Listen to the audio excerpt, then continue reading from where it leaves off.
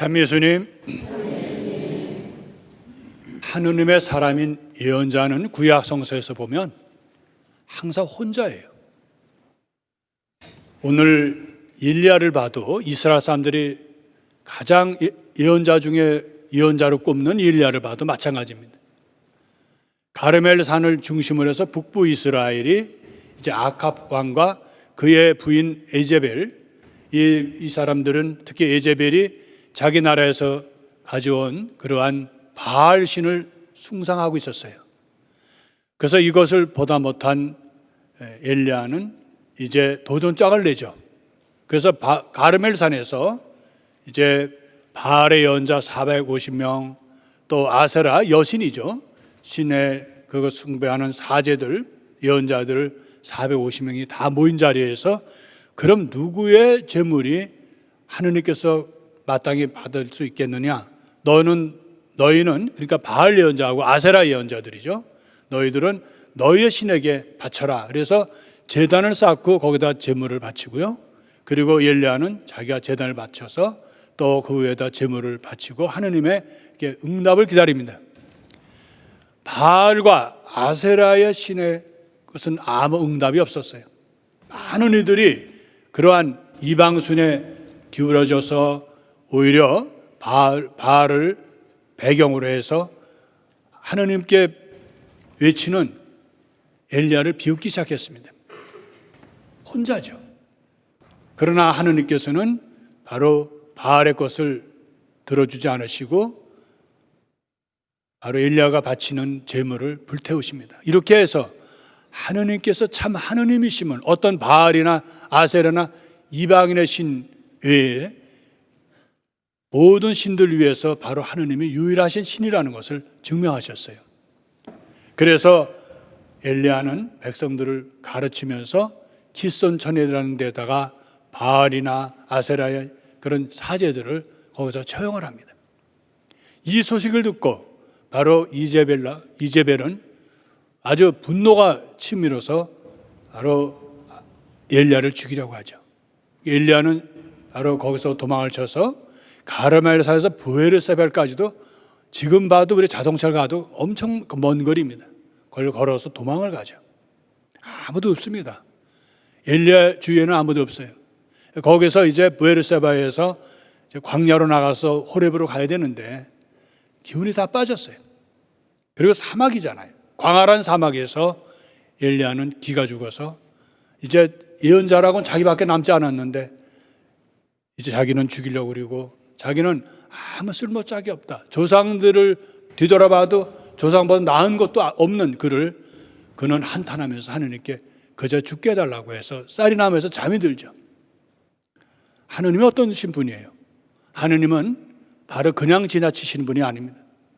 비록 혼자이지만 사람들에게 잊혀지지만 그러나 하느님은 엘리야에게 힘을 주기 위해서 선사를 시켜서 달군 그런 돌 위에다 빵을 또 물병을 놔서 그가 기운을 차리고 일어날 수 있도록 다시 또 그가 잠에 빠지니까 다시 또 일으켜 세워서 먹고 갈 길이 멀다고 재촉해서 그는 주야로 40일을 걸어서 호렙으로 갑니다.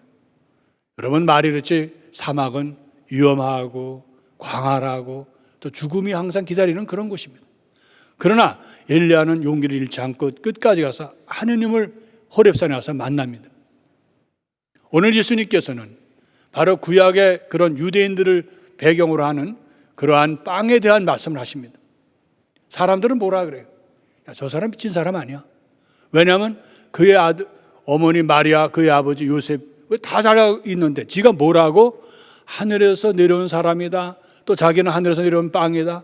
그 빵을 먹는 사람은 죽지 않는다라고 말할 수가 있는가 해서 예수님의 말씀을 받아들이지도 않을 뿐만 아니라 박해를 합니다.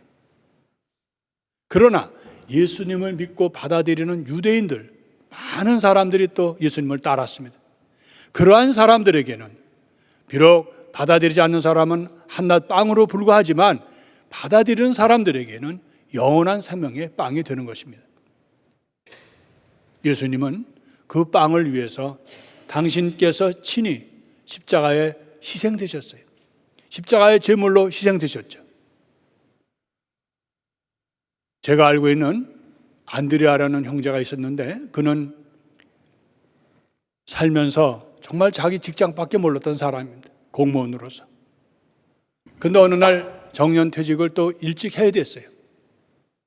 그런데 그런 여러분 우리가 삶에서 보면 그러한 삶의 한 구비구비마다 사람은 회의를 느낍니다. 내가 나의 생명처럼 여겼던 나의 직장에서 결국 오는 것이 무엇인가? 그냥 퇴직금 몇 푼 하고 남는 것은 아무것도 없었어요. 앞으로 아이들은 대학을 가야 되고 살 길은 막막한데 그래서 자기 고향 친구와 함께해서 조그만 식당을 시작을 했습니다. 그렇게 정답고 좋았던 친구고 자기의 모든 것을 이해해 줄 줄 알았던 친구는 시설부터 시작해서 거기에서 드는 식자재까지 사사건건이 싸움을 하는 겁니다. 그래서 처음에는 뭐 싸우고 화해하고 술 마시고 뭐 그러다가 사람이 그런 말 있잖아요. 덧정이 없다. 지치고 또 그러면은 사람이 아주 꼴도 보기 싫은 그런 모습이 있어요. 자기는 지금 살 길도 막막하고 또 새로 시작하는 식당도 시원찮고 가장 중요한 것은 자기 친구와 같이 좀 힘이 의지가 되고 해야 되는데 오히려 친구가 오히려 더 왼수같이 돼버렸어요. 그 친구가 어느 날 그렇게 고민하고 있다가 문득 그 식당에서 좀 가까운 거리에 성당이 있었어요. 그런데 그날은 성당을 가고 싶어서 성당에 들어갔는데 그 친구는 하여튼 고등학교까지는 그렇게 열심히 다니다가 대학 들어가선 성당에 발도 끊었어요. 그리고 군대 갔을 때는 더더군다나 지 딴에 지 표현으로 말하면 막 살았어요. 그리고 하느님은 없다. 성당 전혀 관계없이 살아왔어요. 그러던 그가 성당을 갔을 때 처음 들어갔지만 성체 앞에 있는 그런 데 와서 눈물이 이렇게 나더래요. 그리고 아주 오랫동안 아주 편안한 자리가 된 것처럼 고향에 온 것처럼 그래서 거기서 자기는 어떻게 기도할지도 모르면서도 푸념을 하고 자기 친구 욕도 하고 나쁜 놈이라 그러고 그런 놈이 어디냐고 하다가 또 어떤 데 졸아요. 그래서 잠도 자고. 근데 놀라운 것은 자기 자신도 나중에 훗날 왜 거길 자주 갔는지 자기도 모르겠대는 거예요. 근데 어느 때는 하루에도 몇 번이고 가면은 그렇게 편하다는 거야, 마음이. 그래서 거기서 자기는 회개를 했다는 거야. 야, 내가 이렇게 오랫동안 정말 내가 좋을 때 내가 막 살을 때 하느님은 잊혀지고 그랬지만 그래도 내가 갈 곳은 하느님밖에 없구나. 이렇게 막다른 골목에서 내가 갈 곳은 하느님이다. 그리스도의 성체다. 그래서 회개하고 그리고 성체를 모시고 미사를 봉헌했는데 자기는 그것이 가장 행복했다는 거예요. 이제까지 세상에 주는 어떠한 기쁨보다도 자기는 이상하리만큼 그리스도 안에서 평화를 누리게 되었고 힘을 얻었다. 물론 장사가 자기 계획대로 잘 된 건 아니지만 그래서 그 힘을 영성적으로 힘을 얻으니까 자기 그 친구도 받아들이고 또 너그러운 마음도 생기고 그리고 그제까지 칼같이 서로 싸우고 하던 마음이 변했다는 것이죠. 그 친구에게도 이런 성당 얘기를 했다는 거예요. 그 친구도 오랫동안 성당을 안 나갔던 천주교 신자예요. 하느님은 모든 걸 회복시켜 주시는 분입니다. 때로는 분노의 마음, 때로는 용서하지 못하는 마음, 때로는 하느님을 믿은 것까지 후회하는 절망의 순간에도 하느님은 바로 기다리고 계시는 것이죠. 엘리야가 자기 딴에는 하느님을 위해서 모든 힘을 다했지만 남는 거라는 뭐예요? 죽음뿐이에요. 모든 사람의 등을 돌리고 저놈은 죽일 놈이다, 저놈은 가짜 연자라고 하는 그런 고발밖에 없었어요. 갈 데가 어디 있겠어요? 하느님의 사람인 엘리야는 갈 데가 없습니다. 사람들이 줄 수가 없어요. 그래서 그는 하느님께 매달리고 차라리 저를 죽여주십시오. 제가 잘난 게 뭐가 있습니까? 한탄하면서 하느님께 의지했는데 하느님은 그를 돌봐주시죠. 누구도 없는 빈 사막에서 엘리야는 하느님께 의지해서 하느님의 도우심으로 하느님의 천사의 도움으로 빵을 먹으면서 허기진 빵을 또 용기를 얻는 그런 힘을 얻고 그래서 호렙까지 갔던 것입니다. 안드레아도 마찬가지. 물론 예언자하고 비교가 되지 않지만 안드레아도 얘기를 들어보면 그도 막다른 골목이 있었던 것이죠.